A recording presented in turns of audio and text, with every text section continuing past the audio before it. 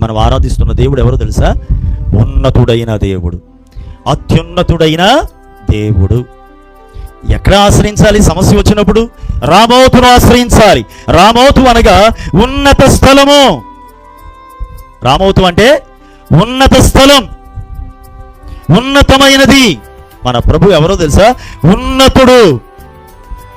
పాట కూడా బెర్క్మెన్స్ గారు ఒక పాట పాడతారు. ఉన్నతుడా నీ చాటున నేనుండెదను అని పాట కదా. ఆయన ఉన్నతుడైన దేవుడు, మహోన్నతుడు, సర్వశక్తిమంతుడు. వాక్యంలో 91వ కీర్తనలో ఉంటుంది కదా, మహోన్నతుని చాటున నివసించువాడే సర్వశక్తుని నీడను విశ్రమించువాడు. ఆయన మహోన్నతుడు, మోస్ట్ హై, మోస్ట్ హై.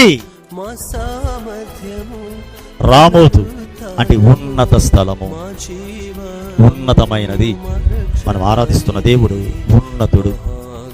ఆశ్రయపురము ప్రభువైన క్రీస్తు యేసునకు సాదృశ్యం అని చెప్పుకున్నాంగా.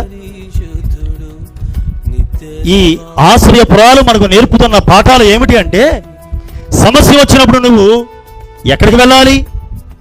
మహోన్నతుడైన దేవుణ్ణి ఆశ్రయించగలగాలి.